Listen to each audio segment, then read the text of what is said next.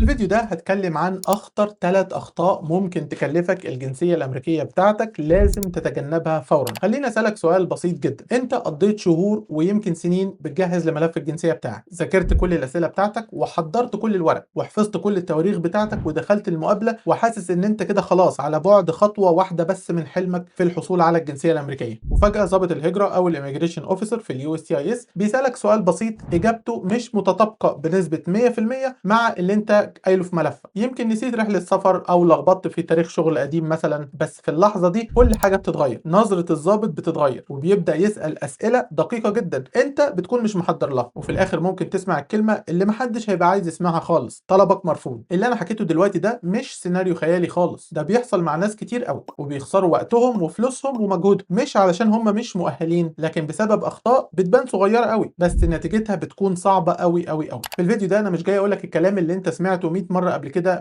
في أكتر من فيديو، أنا جاي أقول لك على أخطر 3 أخطاء هي من أهم الأسباب اللي بتؤدي لمشاكل أو رفض ملفات كتير قوي. والأهم من كل ده هقول لك ببساطة إزاي تتجنب كل الأخطاء دي عشان تضمن إن مقابلتك تبع الإميجريشن تنتهي بكلمة congratulations. وزي ما بقول دايما في كل فيديوهاتي تقريبا، مهم جدا تعرف إن الكلام ده للتوعية العامة فقط وليس استشارة قانونية لحالتك. اسمع الفكرة، ولو عندك وضع خاص بيك أنت لازم تسأل محامي هجرة مختص. وبدون مقدمات طويلة خلينا ندخل في أول خطأ على طول، وهو التناقض في المعلومات. ده عدوك اللي أنت مش شايفه. خلينا نمشيها واحدة واحدة. أول وأخطر غلطة هي التناقض، بالإنجليزي اسمها inconsistency. ممكن تكون شايف إنك شخص صادق ومستحيل تكذب، وده حقيقي، أنا مش بقول إن أنت بتكذب، بس التناقض هنا مش معناه إن أنت بتكذب كذب متعمد. هو ببساطة أي اختلاف حتى لو بسيط بين اللي أنت بتقوله في المقابلة وبين اللي مكتوب في طلب ال N400 بتاع الجنسية الأمريكية بتاعتك، أو أي طلب هجرة تاني أنت قدمته. الضابط اللي قاعد قدامك ده معاه تاريخك بالكامل في أمريكا على الشاشة قدامه، من أول فيزا السياحة اللي أنت قدمتها من أكتر من 10 سنين مثلا، لحد ملف اللجوء للجرين كارد، لكل سفرياتك، لكل عناوينك. دائرة الهجرة اليو اس اي اس بتحتفظ بكل حاجة. خلينا اديك مثال بسيط جدا من الواقع. في طلب ال N400 بتاع الجنسية الأمريكية انت كتبت ان انت مثلا سافرت 3 مرات، وقت المقابلة ومع التوتر افتكرت رحلتين ونسيت الثالثة، وبالنسبة لك ده مجرد نسيان، لكن بالنسبة لضابط الهجرة ده معناه ان في حاجة مش مظبوطة. هو هيبدأ يسأل نفسه هو ليه بيخبي الرحلة دي؟ هل في حاجة حصلت في الرحلة دي؟ وانا هنا بكلمك من وجهة نظر ضابط الهجرة. مثال تاني وممكن يكون اخطر شوية، في طلبك مثلا انت قلت ان انت عمرك ما اتقبض عليك قبل كده، بس نسيت مثلا مخالفة مرورية اللي بتندرج تحت قائمة الفيلوني او بتندرج تحت قائمة الجريمة، تكون حصلت لك من 7 سنين ولا أكتر، واضطريت انك تروح علشانها المحكمة. بس لما ضابط الهجرة يسألك have you ever been arrested,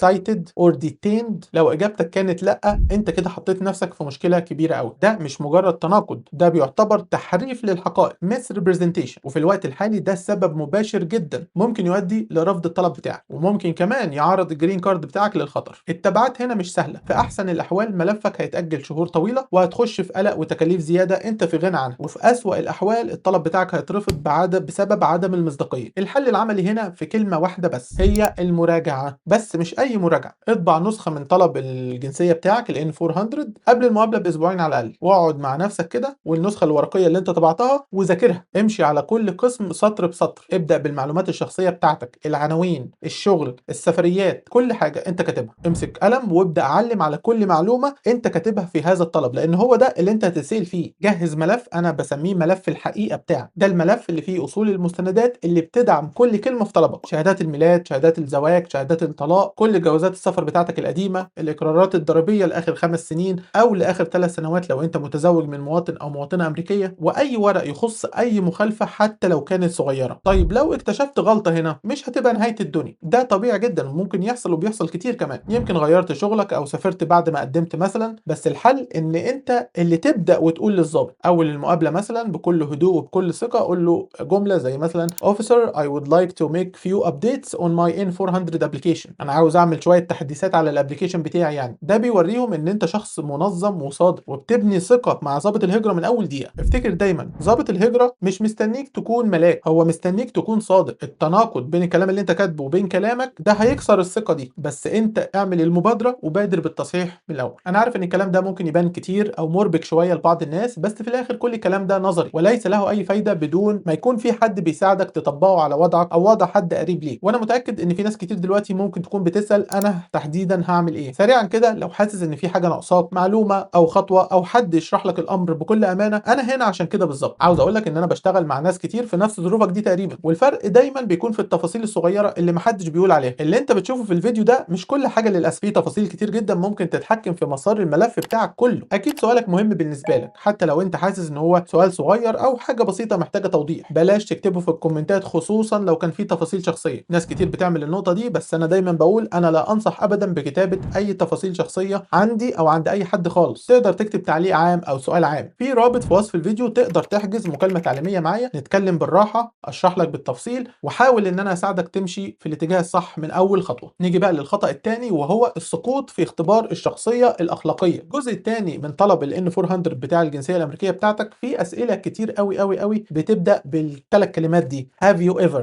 اللي هي معناها هل سبق لك ان كذا كذا كذا. ناس كتير قوي بتستهين بالجزء ده وفاكره ان الاجابه على كل الجزء ده بنو او بلا هي الحل، وهنا بتحصل مشكله كبيره قوي قوي قوي لناس كتير بتبقى مش واخده بالها منها. الجزء ده مش مجرد اسئله روتينيه، ده تقييم مباشر للي الهجره بتسميه حسن السيره والسلوك good moral character. الغلطه هنا ليها شكلين، الاول انك مش فاهم السؤال، في مصطلحات قانونيه صعبه مثلا، وطالما انت مش فاهم السؤال فبتحط اجابه لا. والشكل الثاني هو بيحصل كتير قوي، وهو التردد والارتباك. مثلا لو ضابط الهجره سالك have you ever been committed a crime for which you were not arrested، يعني هل عمرك انت ارتكبت جريمه بس ما اتقبضش عليك بسببها. وبيبدا هنا في المقابله الشخص يتلجلج ويبص حواليه، ودي اشاره لا اراديه لضابط الهجره بتقول فيها ان هذا الشخص بيخبي حاجه. ضباط الهجره في اداره الهجره هنا في USCIS بيكونوا متدربين يقروا لغه الجسد كويس جدا. ترددك في الاجابه على الاسئله الحساسه دي كانك بتعزمه يدور اكتر في الملف بتاعك، وممكن يقضي باقي المقابله كلها بيحاول ان هو يكتشف سبب ترددك ده حتى لو مفيش حاجه. انطباع عدم الصدق اللي انت بتديه للاوفيسر بيكون اتكون خلاص. وحل الخطا ده سهل جدا على فكره، وهو التحضير للجزء ده. لازم يكون تحضير نفسي ولغوي. لازم تدرس الاسئله دي كويس جدا وتفهم معناها. قبل المقابله اقرا كل سؤال من الاسئله دي اللي انت جاوبت عليه بنعم او بلا، ولو في كلمه مش فاهمها ترجمها او شوف مصادر بتقول لك معناها ايه. اتدرب على الاجابه بثقه قدام الاوفيسر، اقعد قدام مرايه او اقعد قدام حد من صحابك وخليه يسالك الاسئله دي وانت تدرب. قول كلمه يس اور نو سير بصوت واضح وحاسم وعينك في عين الشخص اللي قدامك. جهز عبارات المساعده بتاعتك. لو فعلا ما فهمتش سؤال ضابط الهجره هنا ما تقولوش وات ولا ها، الحاجات اللي هي زي كده. خليك مهذب، قول له could you please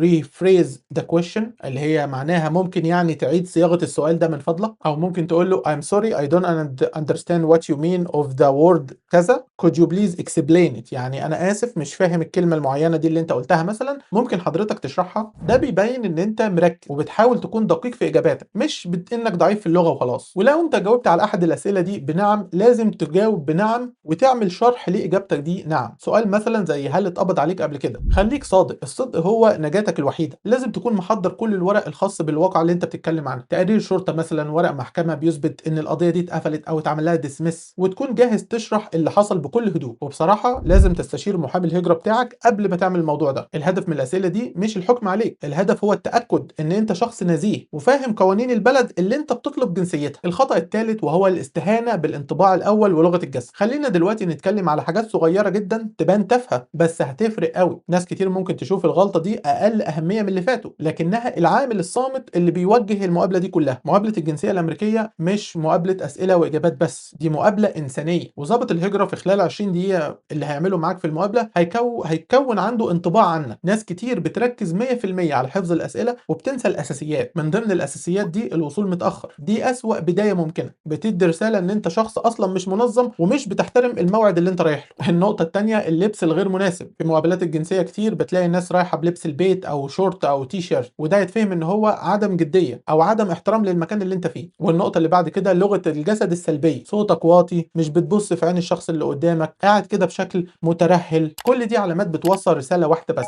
هي انا خايف ومش واثق وبحاول اخبي حاجه. التفاصيل الصغيره دي بتتجمع مع بعض وبيتعمل عنك انطباع عام من اول لحظه. لو ضابط الهجره حس من الاول ان انت شخص محترم وواثق من نفسك، المقابله غالبا هتكون اسهل بكتير قوي مما انت متخيل. لكن لو الانطباع الاول عنك كان سلبي ممكن تلاقيه بقى متشدد اكتر وبيدور على اي غلطه في ملف. وحل الخطا ده ابسط مما انت تتخيل. الحل ان انت تتعامل مع المقابله دي كانها اهم مقابله في حياتك، اهم حتى من مقابله الشغل اللي انت بتروح تقدم فيها على شغل جديد. خطط ليومك كله من بدري، اعرف العنوان كويس اللي انت رايحه، طريقه الوصول، خطط توصل قبل الميعاد كمان بنص ساعه على الاقل علشان لو في طريق زحمه او ركنه، وعشان كمان توصل بدري وتهدي اعصابك. لازم تلبس لبس مهني ومحترم، مش لازم بدله ولا كرافتة، بس لازم يكون لبس نضيف ومترتب، بنطلون وقميص كده مثلا للرجالة ولبس مهندم كده للسيدات. لازم لبسك وهيئتك يدي انطباع بالجدية والاحترام. اتدرب كويس جدا على لغة الجسد للشخص الواثق من نفسه. لما تدخل امشي بثقة، ولما الضابط يسلم عليك خلي سلامك قوي وهو ايدك في ايده، وبص في عينيه وابتسم ابتسامة خفيفة، وخلي ظهرك مفرود وانت قاعد بتتكلم معاه. اتكلم بصوت واضح ومسموع، وخد نفس قبل ما تجاوب على اي سؤال انت ممكن تكون خايف منه لو متوتر. كل الكلام اللي انا بقوله دلوقتي ممكن يبان كلام بسيط او يبان كلام تافه حتى عند بعض الناس، بس صدقني هو ده اللي بيحصل في المقابلات. خليك ودود ومحترم، عامل ضابط الهجرة دايما باحترام حتى لو كان هو نفسه شكله مش جاد في لبسه، وده يعني نادرا ما تلاقيه. استخدم كلمات طبعا مهمة زي اوفيسر او سير او مام لو كانت سيدة، وافتكر دايما ان هم بيعملوا شغلهم. الذوق والاحترام هيفرقوا جدا. في النهاية الحصول على الجنسية الامريكية يعتبر تتويج لسنين من التعب والالتزام هنا في امريكا. ما تخليش اخطاء بسيطة وممكن تبان تافهة كان ممكن تتجنبها من الاول ان هي توقف حلمك. تعالى دلوقتي نلخص الرسالة الاساسية في كام نقطة سريعا جدا. خليك دقيق جدا، راجع كل ورقك وملفك عشان خاطر تتجنب اي تناقض، وبادر ان انت بتصحح باي معلومة جديدة. اتنين، خليك مسيطر على الموقف كله من اوله. استعد للاسئلة الشخصية، الاسئلة الاخلاقية، افهمها كويس واتدرب على الاجابات بتاعتها بثقة وصدق. ورقم ثلاثة، خليك محترف، اهتم بالتفاصيل الصغيرة، لبسك وميعادك وميعاد وصولك ووصولا لنبرة صوتك ولغة الجسد بتاعتك كمان. التحضير الكويس هو اقوى سلاح ليك، وهو اللي حقيقي بيفصل بين القلق والثقة وبين النجاح والرفض. ونقطة أخيرة مهمة جدا لازم تكون واخد بالك منها، اختبار الجنسية الأمريكية نفسه اتغير بنسخة جديدة للناس اللي بتقدم بعد تاريخ معين في أواخر 2025. لازم تعرف إن أنت هتمتحن على أنهي نسخة عشان خاطر ما تذاكرش غلط وتتفاجئ في المقابلة. خليك دايما عينك على المصادر الرسمية الخاصة بإدارة الهجرة أو اليو اس سي اي اس نفسهم، لأن القوانين والإجراءات دايما بتتغير. لو حسيت إن الفيديو ده فتح لك زاوية جديدة في طريقة تفكيرك، اكتب لي تعليق دلوقتي وقول لي إيه أكتر حاجة مقلقاك عن التقديم للجنسية الأمريكية بتاعتك. أنا هحاول أقرأ كل التعليقات واحاول ان انا اجمعها واعمل عنها فيديو سؤال واجابه في اسرع ما يمكن. ولو عايزني اعمل فيديو تاني عن خطوات التقديم نفسها بالتفصيل قول لي برضه في التعليقات. واخيرا وليس اخيرا، انا عندي فيديوهات كتير هنا في القناه عن كل حاجه تقريبا تخص السفر والهجره والمعيشه في امريكا. الفيديو ده هو اللي اليوتيوب مختاره ليك دلوقتي، ممكن يكون هو الفيديو المهم بالنسبه لك في الفتره اللي جايه. اسف جدا على الاطاله، بس شكرا جدا جدا لمتابعتك واتمنى لك كل التوفيق.